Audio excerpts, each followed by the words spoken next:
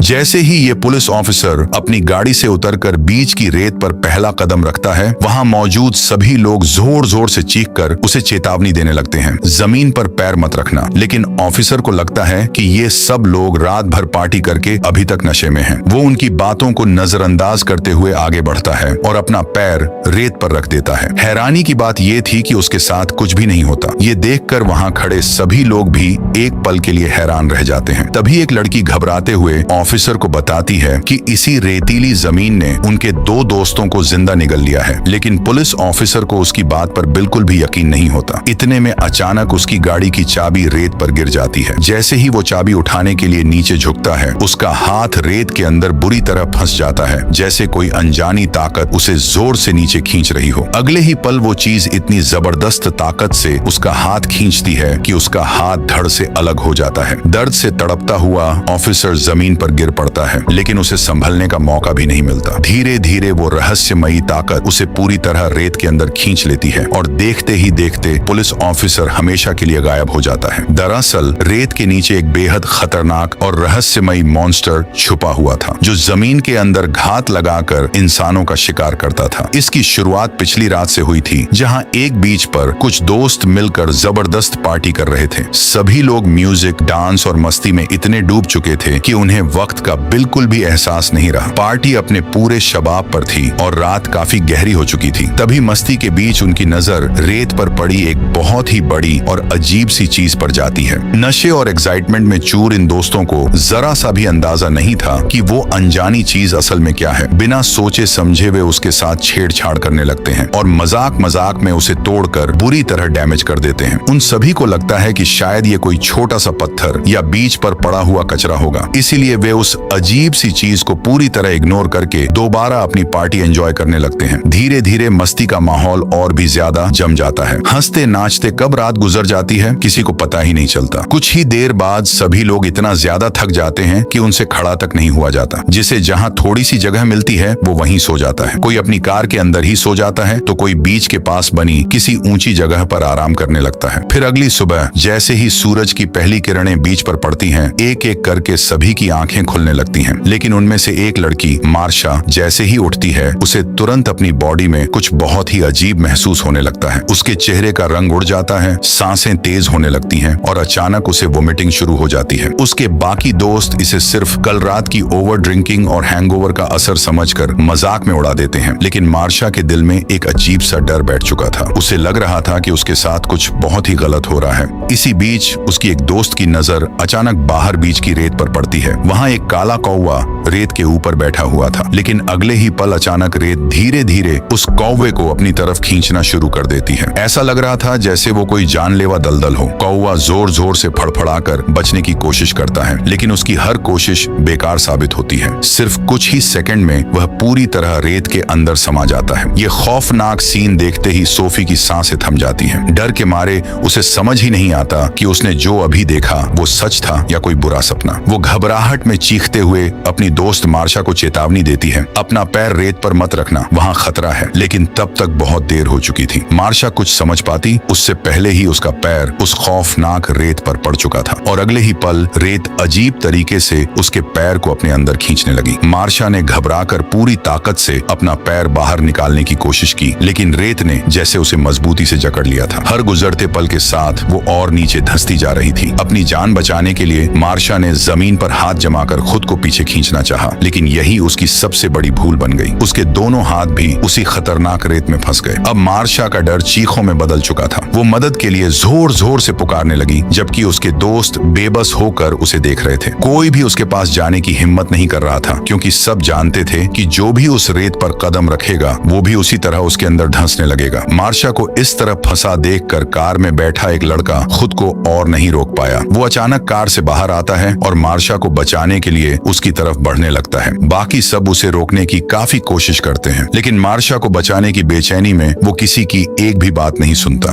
जैसे ही वो लड़का रेत के ऊपर तेजी से भागते हुए आगे बढ़ता है, अचानक उसका संतुलन बिगड़ जाता है और वह सीधा मुंह के बल उस खौफनाक रेत पर गिर पड़ता है। लेकिन अगले ही पल जो होता है, उसे देखकर सबकी सांसें थम जाती हैं। रेत उसके चेहरे से इस तरह चिपक जाती है जैसे जमीन ने उसे अपने कब्जे में ले लिया हो। वो दर्द से चीखते हुए खुद को उठाने की कोशिश करता है, लेकिन तब तक बहुत देर हो चुकी थी। वो खतरनाक रेत धीरे धीरे उसके पूरे शरीर को जकड़ने लगती है और वो बेबस होकर उससे निकलने की कोशिश करता रहता है। अपने दोस्त को बचाने के लिए बाकी लोग तुरंत कार स्टार्ट करके उसे खींचने का फैसला करते हैं, लेकिन कार स्टार्ट होने का नाम ही नहीं लेती। तभी टावर पर मौजूद उनका एक और दोस्त बिना वक्त गवाए उसकी तरफ एक रस्सी उछाल देता है। सबको लगता है कि शायद अब उसे बचाया जा सकता है, लेकिन वो लड़का इतनी बुरी तरह फंस चुका था कि अपने हाथ तक नहीं हिला पा रहा था। और फिर सबकी आंखों के सामने उसका शरीर धीरे धीरे उस खौफनाक रेत के अंदर धंसने लगता है। उसकी चीखें कुछ ही पलों में खामोश हो जाती हैं और देखते ही देखते वो पूरी तरह रेत के नीचे गायब हो जाता है। अपने दोस्त को इस तरह आंखों के सामने खोते देखकर बाकी सभी लोग सन्न रह जाते हैं। उनके चेहरों पर डर साफ नजर आ रहा था। अब उन्हें अच्छी तरह समझ आ चुका था कि ये कोई मामूली रेत नहीं थी, और सबसे बड़ी मुश्किल ये थी कि अगर उन्होंने जल्द से जल्द इस जगह से निकलने का कोई रास्ता नहीं ढूंढा तो अगला शिकार उनमें से कोई भी हो सकता था। कार की ड्राइविंग सीट पर बैठा जोनाह एक बार फिर पूरी ताकत लगाकर इंजन स्टार्ट करने की कोशिश करता है, लेकिन कार जैसे अपनी जगह जमकर बैठ गई थी। तभी उनकी नजर थोड़ी दूर पड़े एक बड़े ड्रम पर जाती है। ड्रम के अंदर माइकल बुरी तरह फंसा हुआ था और किसी तरह बाहर निकलने की कोशिश कर रहा था। उसे देखते ही सभी दोस्त घबराकर चिल्लाने लगते हैं, माइकल हिलना बंद करो, अगर तुम नीचे गिरे तो ये रेत तुम्हें जिंदा निगल जाएगी। लेकिन उनकी चेतावनी सुनकर माइकल बौखला उठता है। उसे लगता है कि शायद ये लोग उसका मजाक उड़ा रहे हैं। दरअसल पिछली रात जब बीच पर यह खौफनाक घटनाएं हो रही थी, तब माइकल गहरी नींद में सो रहा था, इसलिए उसे इस जानलेवा रेत के बारे में जरा भी जानकारी नहीं थी। लेकिन अब उसके पूरे बदन में तेज दर्द होने लगा था और बेचैनी बढ़ती जा रही थी। उसे शांत रखने के लिए बाकी लोग मजबूरन झूठ बोल देते हैं, घबराने वाली कोई बात नहीं है, हमने मदद के लिए कॉल कर दिया है, ज्यादा से ज्यादा 1 घंटे में रेस्क्यू टीम यहाँ पहुँच जाएगी। ये सुनकर माइकल को थोड़ी तसल्ली मिलती है और वो शांत हो जाता है, लेकिन असल में उन्हें बचाने कोई नहीं आने वाला था। ये सभी लोग एक ऐसे मौत के जाल में फंस चुके थे जहाँ जरा सी गलती उनकी आखिरी गलती साबित हो सकती थी। तभी मार्शा की एक दोस्त के दिमाग में एक बात आती है। वो कहती है, कल रात हम सब ने इसी बीच पर पार्टी की थी, तब तो इस रेत ने हमें कुछ नहीं किया, तो फिर आज अचानक ये जानलेवा कैसे बन गई और हमारे वो बाकी दोस्त कहाँ हैं जो रात में इसी रेत पर सो रहे थे। तभी उन सबको धीरे धीरे ये एहसास होने लगता है कि शायद जो लोग सीधे रेत पर सो गए थे वे सब रात के अंधेरे में ही रेत के अंदर समा चुके थे, और ये लोग सिर्फ इसलिए बच पाए क्योंकि इन्होंने रेत पर नहीं बल्कि किसी न किसी चीज के ऊपर रात गुजारी थी। लेकिन तभी माइकल दोबारा दर्द से चीखने लगता है। सूरज की तेज गर्मी उसकी हालत लगातार खराब कर रही थी। ये देखकर उसका दोस्त तुरंत उसकी तरफ सनस्क्रीन फेंकता है। माइकल जल्दी से सनस्क्रीन लगा लेता है, जिससे उसे कुछ देर के लिए राहत मिलती है, मगर अगले ही पल सबकी नजर उसी रहस्यमयी चीज पर जाती है जो उन्हें रात में समंदर के किनारे मिली थी, वही चीज जिसे उन्होंने मजाक मजाक में तोड़ दिया था। रात के घने अंधेरे में उन्हें बिल्कुल अंदाजा नहीं था कि आखिर वह चीज थी क्या, लेकिन सुबह की रोशनी में जब वे उसे गौर से देखते हैं तो सबके होश उड़ जाते हैं। वो न कोई साधारण पत्थर था और न ही समंदर का कचरा, वो असल में एक एग था। अब पूरी बात धीरे धीरे साफ होने लगती है। उस एग के अंदर जो भी जीव मौजूद था वो बाहर निकल चुका था, और सबसे खौफनाक बात यह थी कि वही जीव अब इस पूरी रेत के नीचे फैल चुका हो। ये समझते ही जोनाह को भी एहसास हो जाता है कि यहाँ यूं बैठे रहना किसी भी हाल में समझदारी नहीं है, इसलिए वो रेत को छुए बिना एक स्केटबोर्ड उठाता है और उस पर पैर रखकर टेबल तक पहुंचने का जोखिम भरा फैसला लेता है। वो धीरे धीरे स्केटबोर्ड का सहारा लेते हुए टेबल की तरफ बढ़ता है, लेकिन जैसे ही वो टेबल के पास पहुंचता है, अचानक स्केटबोर्ड रेत में फिसलने लगता है और जोनाह का बैलेंस पूरी तरह बिगड़ जाता है। तभी अगले ही पल रेत के अंदर छिपी कोई अजीब सी चीज बाहर निकलती है और जोनाह के पेट को टच करने लगती है। जोनाह किसी तरह खुद को संभालता है और जल्दी से टेबल के उसके ऊपर चढ़ जाता है। टेबल पर एक बैग पड़ा होता है जिसमें कुछ खाने पीने का सामान था। बैग में उसे एक बनाना मिलता है, लेकिन तभी अचानक उसकी तबीयत खराब होने लगती है और उसे वोमिटिंग भी होने लगती है। जब जोनाह घबराकर अपने पेट की तरफ देखता है तो वहाँ एक अजीब सा निशान बन चुका होता है। अब सबको समझ आ जाता है कि कुछ देर पहले रेत के अंदर छिपी उस चीज के जोनाह को टच करने से उसके पेट पर इन्फेक्शन हो गया है। ये देखकर बाकी सबके चेहरे पर डर साफ नजर आने लगता है, लेकिन जोनाह उन्हें समझाते हुए कहता है, मेरी फिक्र मत करो, तुम लोग बस यहाँ से बचने का कोई रास्ता ढूंढो। लेकिन कुछ ही देर बाद उसके जख्म का दर्द और ज्यादा बढ़ने लगता है। जोनाह की कंडीशन खराब होने लगती है और ब्लड भी निकलने लगता है। ये देखकर सोफी बुरी तरह परेशान हो जाती है, क्योंकि जोनाह उसका बॉयफ्रेंड था। तभी कार में बैठी एक लड़की को अचानक कुछ याद आता है। वो सबको बताती है कि उनके सारे फोन्स कार की डिग्गी में पड़े हैं। अगर उन्हें हेल्प बुलानी है तो किसी भी तरह उन फोन्स को डिग्गी से बाहर निकालना होगा। लेकिन यहाँ सबसे बड़ी प्रॉब्लम ये थी कि कार के अंदर बैठे बैठे डिग्गी को खोलना बिल्कुल इम्पॉसिबल था। वो लड़की धीरे धीरे खुद को संभालती है और किसी तरह डिग्गी तक पहुंचने की कोशिश करती है। काफी कोशिश करने के बाद भी जब डिग्गी नहीं खुलती तब सोफी तुरंत उसे एक रॉड देकर रॉड की मदद से डिग्गी खोलने को बोलती है। आखिरकार रॉड की मदद से डिग्गी का लॉक टूट जाता है, लेकिन तभी दूर से एक पुलिस की गाड़ी बीच की तरफ आती हुई नजर आती है। पुलिस को देखते ही सबके अंदर एक उम्मीद जागती है कि शायद अब उन्हें रेस्क्यू कर लिया जाएगा, मगर अगले ही पल सिचुएशन और भी खराब हो जाती है। डिग्गी खोलने वाली लड़की की उंगलियां अचानक उसी डिग्गी में फंस जाती हैं। वो कुछ समझ पाती उससे पहले ही डिग्गी जोर से बंद हो जाती है और वो दर्द से चीखने लगती है। उधर पुलिस ऑफिसर भी गाड़ी से उतरकर उनकी तरफ बढ़ने लगता है। बीच पर मौजूद सभी लोग उसे दूर से ही चिल्लाकर चेतावनी देते हैं, बाहर मत आना, यहाँ बहुत खतरा है। लेकिन वो पुलिस ऑफिसर उनकी एक बात नहीं सुनता और गाड़ी से बाहर निकल आता है। पुलिस ऑफिसर की इसी हरकत ने वही कर दिया जो कहानी की शुरुआत में हुआ था। उस रहस्यमयी मॉन्स्टर ने पुलिस ऑफिसर को भी अपना शिकार बना लिया। पुलिस ऑफिसर खुद को बचाने के लिए मॉन्स्टर पर पेपर स्प्रे करता है, लेकिन उस अजीब क्रिएचर पर इसका जरा भी असर नहीं होता। ये देखते ही बीच पर मौजूद लोगों के होश उड़ जाते हैं। सबको समझ आ जाता है कि नॉर्मल चीजों से इस मॉन्स्टर को रोकना इतना आसान नहीं है। इसी बीच सोफी की नजर ऑफिसर के हाथ से दूर गिरे पेपर स्प्रे पर पड़ती है। वो मौका देखकर उसे उठा लेती है, क्योंकि अब उसके दिमाग में सिर्फ एक ही बात चल रही होती है, शायद आगे ये स्प्रे उनके किसी काम आ जाए।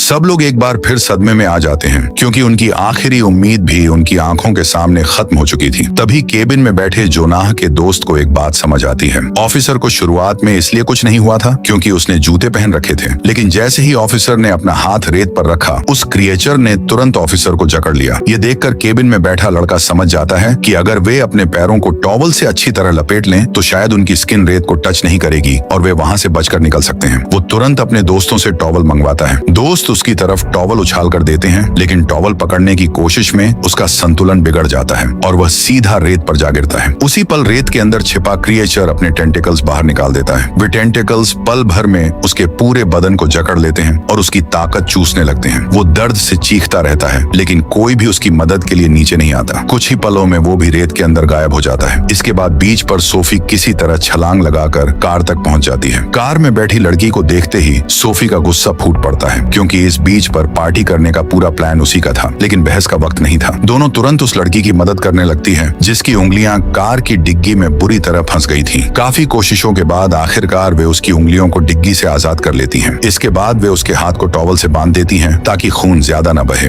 दूसरी तरफ माइकल अभी भी उसी ड्रम के अंदर बुरी तरह फंसा हुआ था, लेकिन अब उसके जख्म से खून बहने लगा था। जैसे ही खून की बूंदें नीचे रेत पर गिरती हैं, रेत के अंदर छिपे टेंटिकल्स एक बार फिर हरकत में आ जाते हैं। उधर सोफी और लिसा केबिन की ग्रिल्स को एक दूसरे से जोड़कर टेबल तक पहुंचने का एक रास्ता बना लेती है। लिसा बिना वक्त गवाए उसी रास्ते से जोनाह के पास पहुंच जाती है। कुछ ही देर बाद सोफी भी ग्रिल्स का सहारा लेकर टेबल तक पहुंच जाती है। अब बारी थी उस लड़की की जिसकी उंगली बुरी तरह जख्मी थी। वो भी धीरे धीरे ग्रिल पर कदम बढ़ाने लगती है। तभी अचानक उसकी उंगली से खून की बूंदें नीचे रेत पर जा गिरती हैं। वो घबराकर अपना बैलेंस संभालने की कोशिश करती है, लेकिन अगले ही पल उसका पैर फिसल जाता है और वो सीधे रेत पर जा गिरती है। बाकी सब लोग उसे बचाने के लिए चीखने लगते हैं, लेकिन तब तक बहुत देर हो चुकी थी। रेत पल भर में उस लड़की को अपने अंदर खींच लेती है। इसी बीच माइकल के ड्रम से टपकता खून भी रेत तक पहुंच रहा था, जिससे रेत के अंदर छिपे टेंटिकल्स उसकी तरफ बढ़ने लगते हैं। अब माइकल भी उस क्रिएचर के निशाने पर आ चुका था, लेकिन दूसरी तरफ लिसा अपने पैरों के चारों तरफ टॉवल लपेट लेती है और बेहद संभल कर रेत पर कदम रखना शुरू करती है। लेकिन हैरानी की बात यह थी कि इस बार लिसा को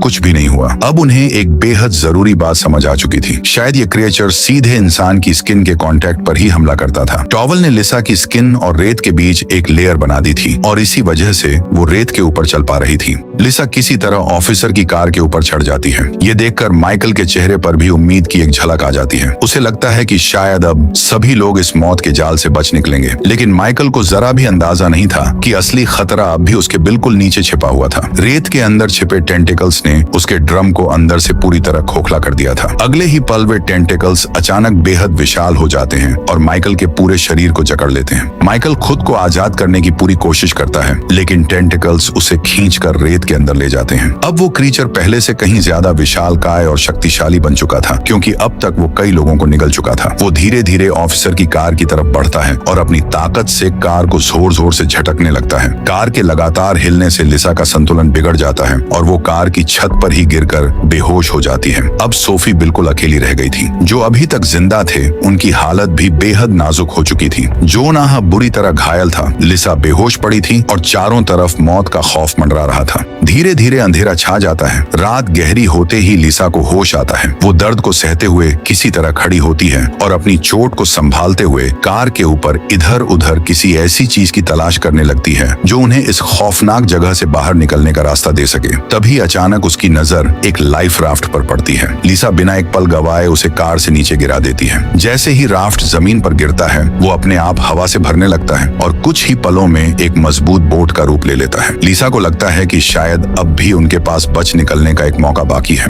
इसके बाद वो दोनों जोनाह को उसी राफ्ट पर लिटा देते हैं और उसे खींचकर कार तक पहुंचाने की कोशिश करते हैं। लेकिन जैसे ही सोफी कार के अंदर जाने वाली होती है तभी वो क्रिएचर अपने खौफनाक टेंटिकल्स से कार का डोर जोर से बंद कर देता है। उसके चमकते हुए टेंटिकल्स से हल्की नीली रोशनी निकल रही होती है, जिसे देखकर सोफी एक पल के लिए सहम जाती है, लेकिन वो हिम्मत नहीं हारती। वो तुरंत कार के ऊपर चढ़ जाती है जहां उसे पेट्रोल का एक कैन नजर आता है। सोफी जैसे ही उसे उठाना चाहती है, क्रिएचर अपने टेंटिकल्स से उस कैन को झपट लेता है। सोफी समझ जाती है कि अब एक सेकंड भी बर्बाद करना खतरे से खाली नहीं होगा। वो तुरंत दूसरा पेट्रोल कैन उठाती है और कार के चारों तरफ पेट्रोल फैला देती है। अब सोफी बिना देर किए आग लगा देती है। आग की लपटें उठते ही क्रिएचर के चमकते टेंटिकल्स भी जलने लगते हैं। वो दर्द से तड़प उठता है और गुस्से में अपने टेंटिकल्स को इधर उधर पटकने लगता है। सोफी इसी मौके का फायदा उठाकर तुरंत कार के अंदर घुस जाती है और डोर अंदर से लॉक कर लेती है। लेकिन क्रिएचर अभी भी उनका पीछा नहीं छोड़ता। वो अपने टेंटिकल्स से कार का डोर खींचकर खोलने की पूरी कोशिश करता है। सोफी भी अंदर से पूरी ताकत लगाकर डोर को पकड़े रखती है,